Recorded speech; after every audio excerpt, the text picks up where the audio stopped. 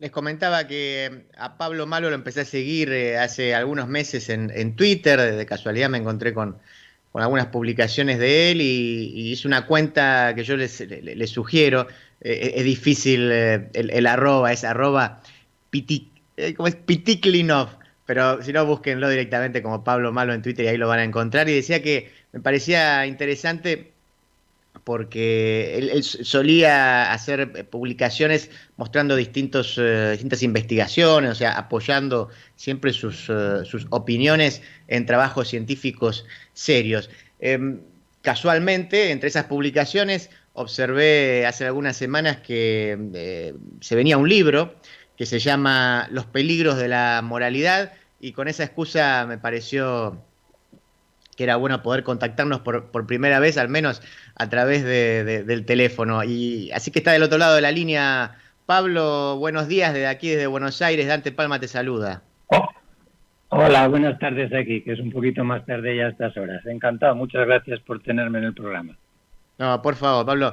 Decía que digo, me interesan tus publicaciones y me interesó particularmente el libro, que de hecho se puede ya conseguir en Argentina, así que después yo les voy a comentar cómo hacer. Pero, a ver, en el libro, Pablo, vos advertís la existencia de una epidemia de hipermoralización que se expresa en linchamientos públicos, cancelación, censura, victimismo, incluso tribalismo ideológico.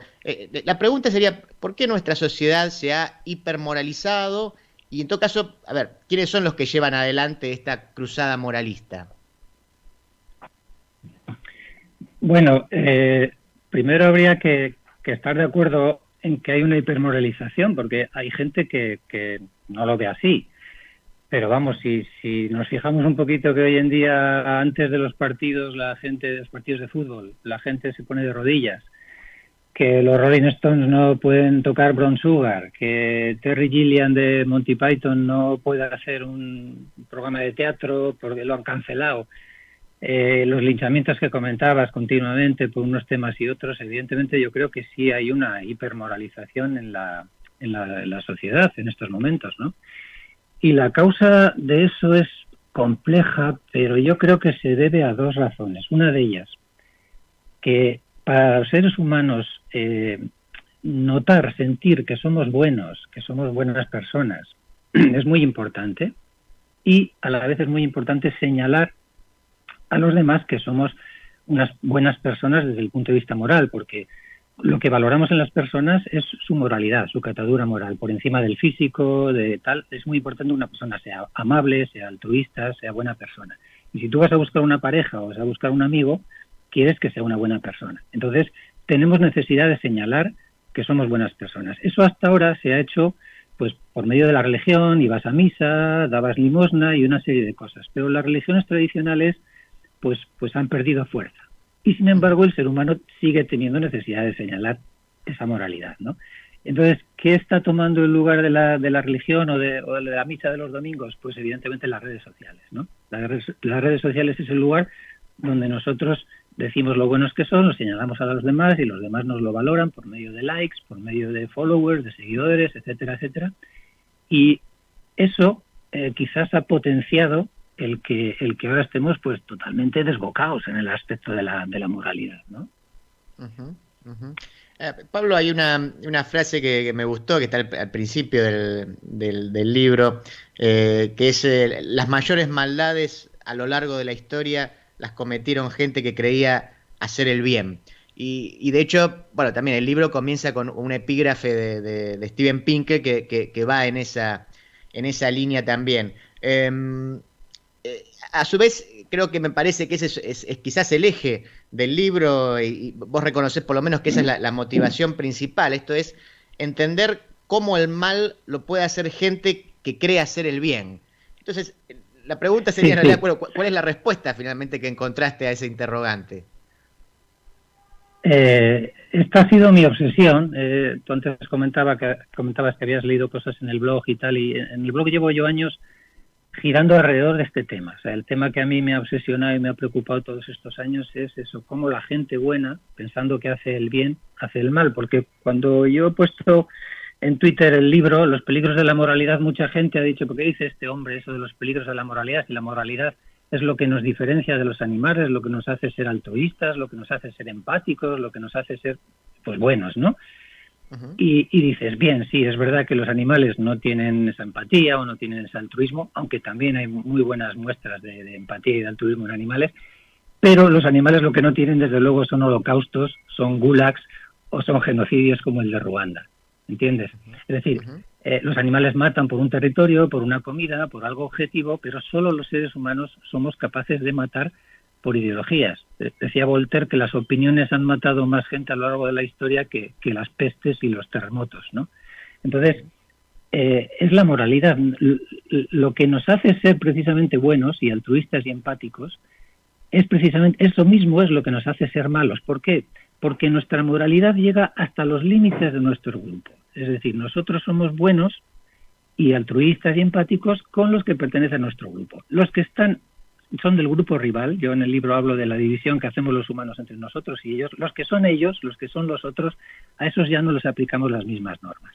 Y esa es la tragedia del ser humano, es algo que me obsesiona, que la moralidad es una moneda de dos caras. Tienes la parte positiva y al otro lado tienes la mala. Y no las puedes separar porque van juntas. Yo, en alguna entrevista que me han hecho últimamente, he comentado, por ejemplo, el caso que ya conoceréis, de cómo en Estados Unidos, a médicos que hacían intervenciones de aborto en algunas clínicas, algunos de ellos le han matado, los han matado a tiros. Y te encuentras entonces, y lo analizas, con que gente que es pro vida, que está defendiendo que los embriones, los fetos merecen vivir y son pro vida, resulta que están asesinando a personas porque no piensan como ellos y son del otro bando. O sea, es trágico, es algo tremendo. Y esta es un poco mi obsesión, a lo que le he dado vueltas durante todos estos años, ¿no? Y es eso mismo, o sea, las creencias morales que te llevan a hacer las cosas buenas son también las que te dan esa superioridad moral y dices, esa otra persona ha hecho algo malo, se merece un castigo y entonces estoy perfectamente legitimado por mis normas morales y entonces puede ser, pero muy, muy, muy cruel cuando tú crees que tienes la razón y la moral está de tu parte y estás autorizado a castigar. ¿Entiendes?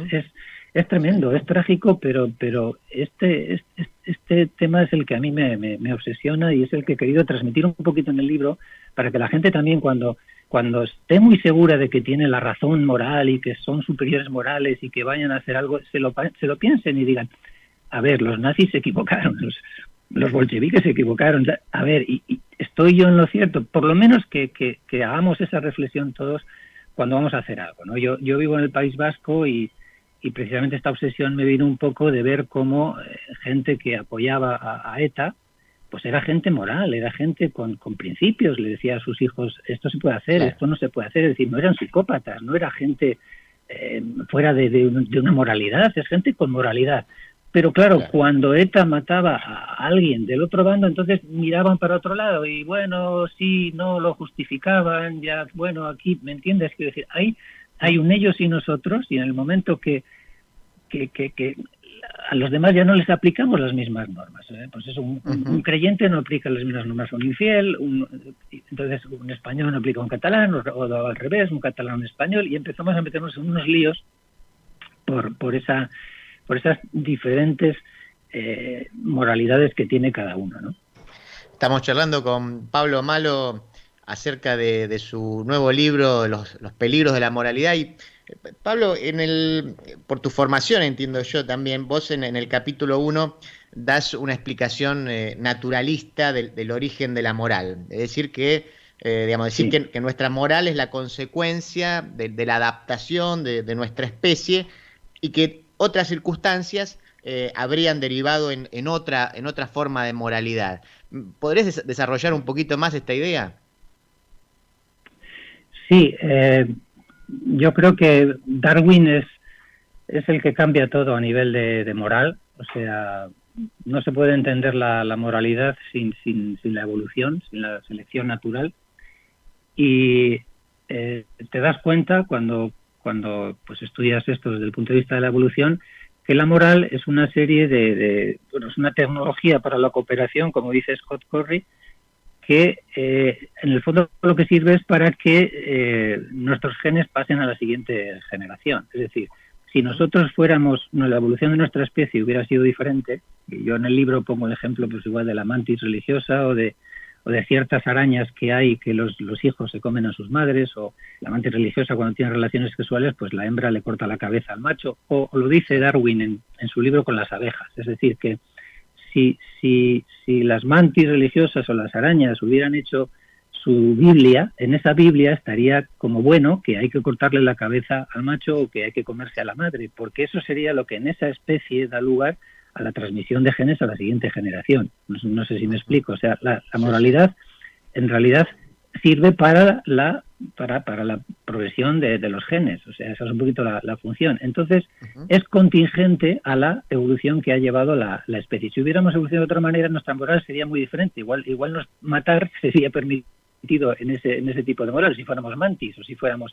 Es algo parecido a lo que pasa con la belleza. Es decir, lo que nosotros consideramos bello no es bello absoluto, no existe una moral absoluta, tampoco no hay unos valores ahí fuera en el mundo, sino que la belleza es lo mismo. Nosotros consideramos a nuestros bebés que son bonitos y que son lindos y que son bellos, pero pues no sé, si fuéramos chimpancés, nuestros hijos también nos parecían los más bellos del mundo y otros serían feos, o si fuéramos cucarachas, pues nuestros hijos cucarachos nos parecerían guapos y los otros nos parecerían feos. Quiero decir que lo que nos parece bello o feo, o lo que es malo o bueno, depende de la evolución que ha llevado nuestra especie, ¿no?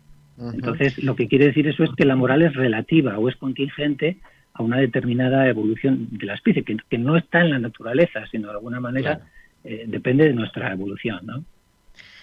Pablo, hace un ratito mencionaste, que hace un ratito mencionaste al pasar el tema de las redes sociales y en el capítulo 5 haces especial referencia a Twitter cuando hablas de la difamación ritual, del victimismo, la cancelación.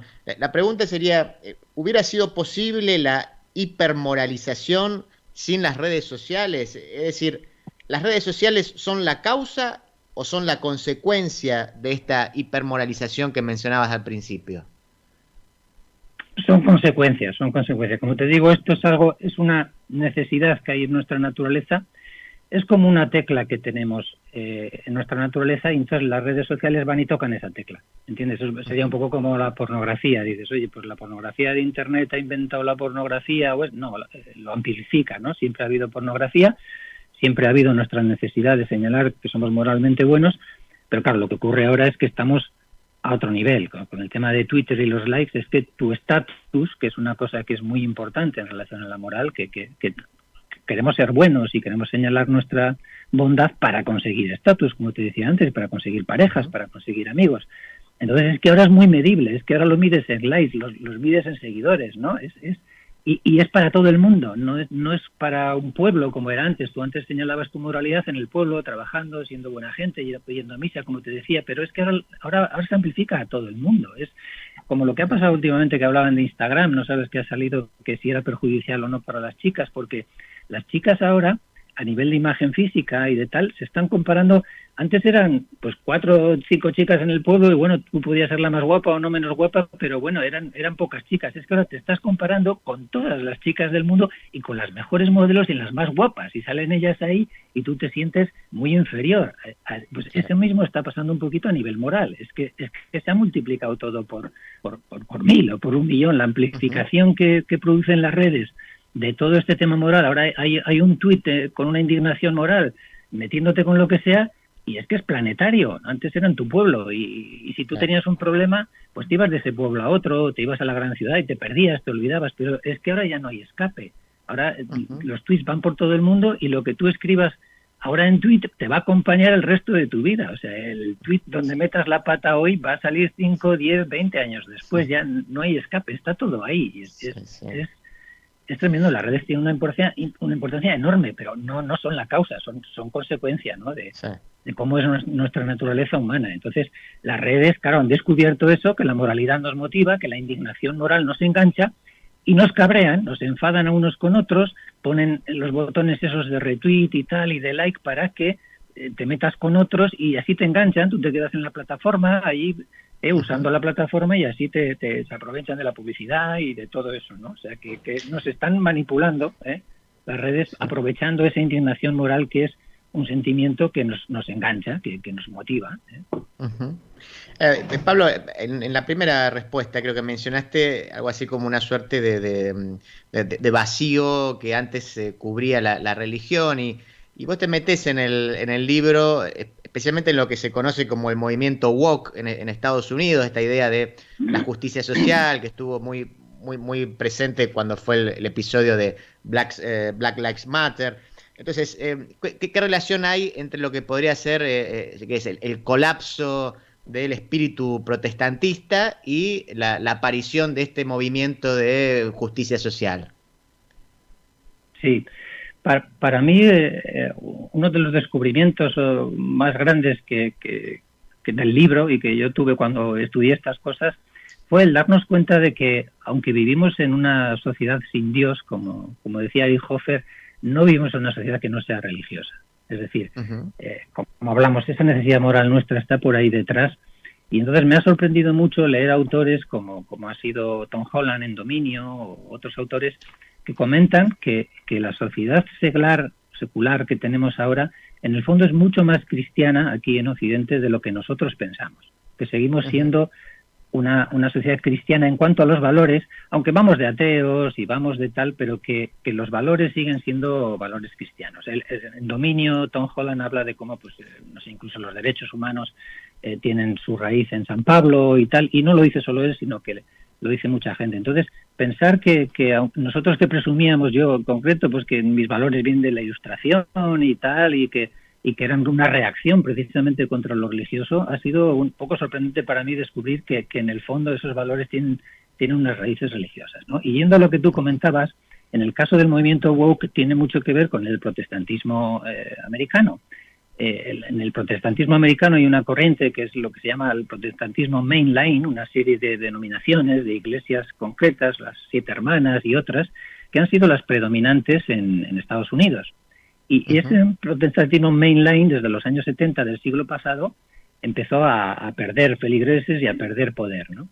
Y lo que se está viendo un poquito, que le llaman incluso The Great Awakening, le llaman así, a los woke le llaman el gran despertar. Ha habido 3 grandes despertares religiosos en el siglo XIX, antes en Estados Unidos, y en el fondo es un nuevo despertar protestante. O sea, tú miras lo que está pasando en Estados Unidos, lo que hablábamos antes, los senadores poniéndose de rodillas, personas a la raíz de lo de George Floyd, personas blancas lavando los pies, gente autoflagelándose, o sea, es toda una iconografía religiosa clarísima.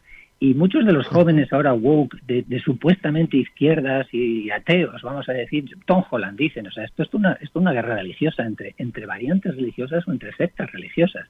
Es decir, entonces el movimiento woke, ves las grandes raíces religiosas que tiene ahí detrás, y estos chicos woke de ahora son los hijos de los protestantes mainline, ahora están en el bando del woke, aparentemente más de izquierdas y eso, pero sigue siendo como una secta religiosa o como una variante religiosa del protestantismo, el movimiento woke, ¿no? Es algo fascinante, muy interesante, ¿no? Y es que se ve en la iconografía y en cómo se comportan, ¿no? Y Pablo, te agradezco yo y te hago la última pregunta. Hay uno de los capítulos te metes con un tema que a mí particularmente me interesa, que es cómo afecta esta hipermoralización a la ciencia. Es decir, hay algo así como una ciencia políticamente correcta, más pendiente de la moralidad de sus descubrimientos que de los hechos. Sí. Me alegro que me preguntes esto porque a mí también es una cosa que me está cabreando mucho y me está realmente preocupando mucho. Porque, mira, hay un sociólogo alemán, bueno, había, que era Niklas Luhmann, que él comenta que un poco la sociedad está formada por diversos sistemas, ¿no? El sistema judicial, el sistema de la ciencia, cosas diferentes. El sistema democrático, y entonces cada sistema funciona con un valor, ¿eh? Entonces, el valor de la ciencia no es el valor bueno, malo, que es el valor de la moralidad, dividir entre bueno y malo. El valor de la ciencia es verdadero o falso. La ciencia tiene que buscar la verdad. ¿Me entiendes? No tiene que entrar en si una cosa es buena o mala. Y entonces lo que está pasando es que como nosotros estamos cayendo en lo que se llama una cosa que es la falacia moralista. Es decir, como yo quiero, por ejemplo, que hombres y mujeres sean iguales a nivel legal, a nivel de derechos y tal, no puedo aceptar que la ciencia me diga, pues yo que sé, que hay diferencias físicas o que hay diferencias en el cerebro o que confundimos lo moral con lo científico. Entonces, como queremos que haya igualdad de plano moral, no puede haber diferencias. Por ponerte un ejemplo, hace poco pues se ha parado un estudio sobre autismo también, porque los activistas autistas no estaban de acuerdo. Era de un hombre que ha trabajado por el autismo toda la vida, Simon Baron Cohen, tenía todos los permisos éticos necesarios, pero no, es que eso puede estigmatizar no sé qué. Y entonces digamos que los valores morales están condicionando lo que la ciencia puede o no estudiar o a qué resultados puede o no llegar la ciencia. Entonces, volvemos un poco a Galileo y a la Inquisición. Si resulta que en aquella época era la Iglesia la que nos decía lo que se podía estudiar y a qué resultados había que llegar, y ahora nos lo va a decir, pues no sé, la religión woke o la que sea, ¿no? Entonces, me parece esto muy preocupante. Hay que dejar trabajar a los científicos y que no digan qué es lo que hay ahí fuera y qué es verdad y qué es falso. Y nosotros pondremos los valores, la sociedad va a poner los valores, no nos tenemos que preocupar si nosotros decimos que las personas son iguales, son iguales. Porque uno sea más alto o más bajo, no va a cambiar los valores que tenemos morales de las personas, ¿no? Entonces, es muy preocupante lo que está pasando de que no se puedan investigar ciertas cosas o que ya de antemano tú digas a qué resultados tiene que llegar la ciencia. Nos cargamos la ciencia de esta manera, o sea, la ciencia muere, o sea, se colapsa, desaparece. Para mí es un tema muy grave, ¿eh? Estoy de acuerdo contigo. Pablo Malo, autor de Los peligros de la moralidad, muchas gracias por esta charla con No estoy solo desde Buenos Aires. Muy bien, muchas gracias a ti. Un abrazo. Un abrazo grande. Lo escuchamos entonces al psiquiatra español Pablo Malo. Les había dicho que iba a ser interesante la charla porque el libro es muy interesante. Les digo, estuve buscando ahí, si quieren, en Mercado Libre lo encuentran. A mí, a un precio que quizás no sea el más adecuado. Si no lo pueden buscar, tanto en Amazon pueden acceder, ahí sí, por menos dinero, a un formato digital del libro, que quizás sea más fácil. Y sin duda más barato. Bueno, por supuesto, se la rebuscarán como generalmente nos la rebuscamos cuando nos interesa algún texto, pero está disponible, se lo hace poquito, entonces Los peligros de la moralidad de Pablo Malo. Son 12:26, momento de música tanda y nos queda literatura y agenda cultural.